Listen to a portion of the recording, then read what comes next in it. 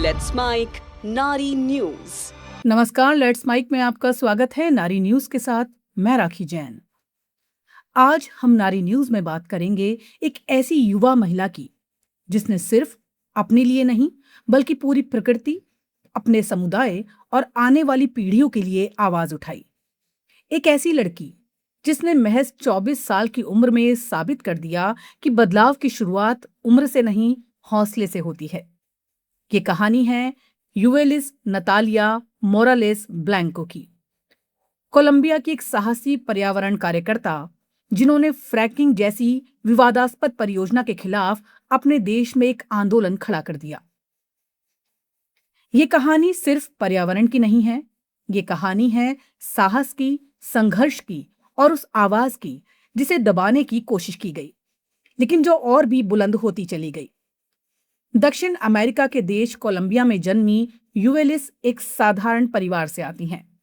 उनका बचपन मैग्डालेना नदी के किनारे बीता, वही नदी जिसे कोलंबिया की जीवन रेखा कहा जाता है। ये नदी सिर्फ पानी का स्रोत नहीं है, बल्कि लाखों लोगों की आजीविका, संस्कृति और पहचान से जुड़ी हुई है। ये दुनिया के सबसे जैव विविधता वाले क्षेत्रों में से एक मानी जाती है। लेकिन इसी नदी के किनारे एक ऐसा खतरा मंडरा रहा था जो सब कुछ बदल सकता था। ये खतरा था हाइड्रोलिक फ्रैक्चरिंग, जिसे आम भाषा में फ्रैंकिंग कहा जाता है। फ्रैंकिंग एक ऐसी तकनीक है जिसमें जमीन के अंदर गहरी चट्टानों को तोड़कर तेल और गैस निकाली जाती है। इसके लिए भारी मात्रा में पानी, रसायन और रेत का उपयोग किया जाता है। विशेषज्ञों का मानना है कि यह प्रक्रिया न केवल जल स्रोतों को प्रदूषित कर सकती है, बल्कि भूकंपीय अस्थिरता और पर्यावरणीय नुकसान का भी कारण बन सकती है। साल 2019 में कोलंबिया सरकार ने यूवेलिस के गृहनगर प्यूर्टो विल्चेस में फ्रैंकिंग पायलट प्रोजेक्ट्स को मंजूरी दे दी। इन परियोजनाओं को इको पेट्रोल और एक्सॉन मोबिल जैसी बड़ी कंपनियों का समर्थन प्राप्त था। सरकार के लिए यह आर्थिक विकास का एक अवसर था, लेकिन स्थानीय लोगों के लिए यह उनके अस्तित्व पर संकट था। यहीं से शुरू हुआ यूवेलिस का संघर्ष। महज 19 साल की उम्र में उन्होंने इस परियोजना के खिलाफ आवाज उठाई। उन्होंने अपने जैसे युवाओं को संगठित किया और अगुवाली नामक एक युवा आंदोलन की सह स्थापना की। इस आंदोलन का नारा था, फ्रैंकिंग नहीं, नदी जिंदाबाद। ये सिर्फ एक नारा नहीं था, बल्कि ये उस सोच का प्रतीक था जो विकास और पर्यावरण के बीच संतुलन की मांग करती है। यूवेलिस और उसके साथियों ने गांव-गांव जाकर लोगों को जागरूक किया। उन्होंने समझाया कि फ्रैकिंग से पानी के स्रोत कैसे प्रभावित हो सकते हैं, खेती पर क्या असर पड़ेगा और आने वाली पीढ़ियों को किस तरह के संकट का सामना करना पड़ सकता है। धीरे धीरे ये आंदोलन एक स्थानीय विरोध से निकलकर एक राष्ट्रीय मुद्दा बन गया। लेकिन इस आवाज की कीमत भी उन्हें चुकानी पड़ी। उन्हें लगातार धमकियां मिलने लगी। 19 साल की उम्र में उन्हें पहली बार जान से मारने की धमकी मिली।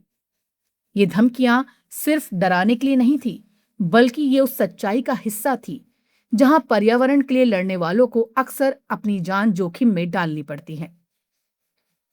साल 2022 में जब यूवेलिस सिर्फ 21 साल की थीं, तब हालात इतने गंभीर हो गए कि उन्हें अपना घर और देश छोड़ना पड़ा। उन्हें मजबूरन निर्वासन में जाना पड़ा और वो फ्रांस चली गई। लेकिन यहां भी उनकी आवाज नहीं रुकी। उन्होंने अंतर्राष्ट्रीय मंचों पर अपने संघर्ष को जारी रखा। उन्होंने फ्रांसीसी राष्ट्रपति इमैनुअल मैक्रों से मुलाकात की और कोलंबिया की स्थिति को दुनिया के सामने रखा। फ्रांस में रहते हुए भी उन्होंने कोलंबियाई संसद को संबोधित किया। उन्होंने ये स्पष्ट किया कि ये लड़ाई सिर्फ एक परियोजना के खिलाफ नहीं है, बल्कि ये प्रकृति के अधिकारों की लड़ाई है। उनका मानना है कि नदियों, जंगलों और पर्यावरण को भी जीवित इकाई की तरह अधिकार मिलना चाहिए। दिसंबर 2022 में यूवेलिस अपने देश लौटी, लेकिन अब वो सिर्फ एक कार्यकर्ता नहीं थी, बल्कि एक प्रतीक बन चुकी थी। युवाओं के नेतृत्व वाले आंदोलन का चेहरा। उनके प्रयासों का असर ये हुआ कि कोलंबिया में फ्रैंकिंग परियोजनाओं को लेकर सरकार को पीछे हटना पड़ा और वाणिज्यिक स्तर पर इसकी शुरुआत को रोक दिया गया।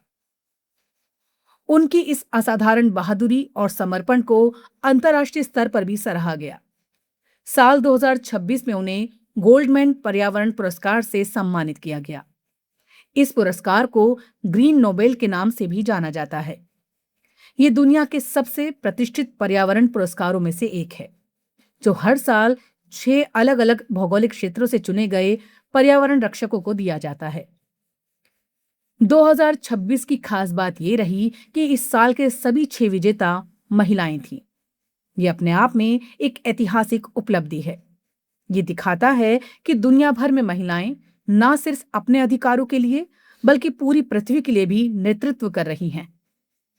यूएलएस आज भी अपने मिशन पर कायम है। वो अंतर्राष्ट्रीय प्रकृति अधिकार न्यायाधिकरण में न्यायाधीश के रूप में कार्य कर रही हैं। उनका काम सिर्फ विरोध करना नहीं, बल्कि एक वैकल्पिक सोच को आगे बढ़ाना है, जहां विकास और पर्यावरण साथ साथ चल सकें। उनकी कहानी हमें ये सिखाती है कि बदलाव के लिए बड़े पद या बड़ी ताकत की जरूरत नहीं होती। जरूरत होती है एक मजबूत इरादे की, सच के साथ खड़े होने की हिम्मत की और उस विश्वास की कि एक व्यक्ति भी फर्क ला सकता है। नारी न्यूज के इस मंच से ये कहानी इसलिए भी महत्वपूर्ण है क्योंकि ये महिलाओं की उस ताकत को सामने लाती है जिसे अक्सर नजरअंदाज कर दिया जाता है। यूएलएस ने यह साबित किया कि महिलाएं सिर्फ समाज का हिस्सा नहीं, बल्कि बदलाव की अगुवाई भी कर सकती हैं। आज जब पूरी दुनिया जलवायु संकट, प्रदूषण और प्राकृतिक संसाधनों के दोहन जैसी चुनौतियों का सामना कर रही है, तब यूएलएस जैसी कहानियां हमें उम्मीद देती हैं। ये हमें याद दिलाती हैं कि अगर हम आज खड़े नहीं हुए तो कल बहुत देर हो सकती है। ये कहानी हमें ये भी सोचने पर मजबूर करती है कि विकास का असली मतलब क्या है। क्या सिर्फ आर्थिक लाभ ही विकास है, या फिर वो विकास भी जरूरी है जो प्रकृति को बचाए, लोगों की जिंदगी को सुरक्षित रखे और आने वाली पीढ़ियों के लिए एक बेहतर दुनिया छोड़े। अंत में ये कहना गलत नहीं होगा कि यूवेलिस नतालिया मोरालेस ब्लैंको सिर्फ एक नाम नहीं है, बल्कि एक आंदोलन है, एक सोच है, एक प्रेरणा है।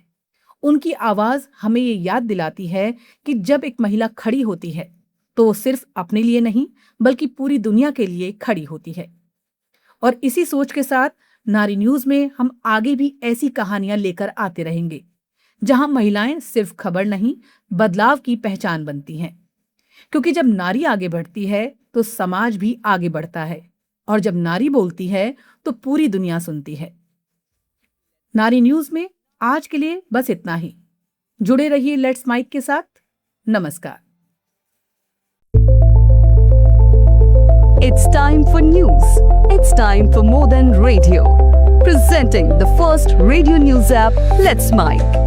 Let's Mic, a news-based app on your phone where you get to watch and listen news, talk shows, interviews, radio show podcasts. On Let's Mic, you get all relevant information of TV, print, radio, podcast, and digital. Let's Mic talks about every segment of life.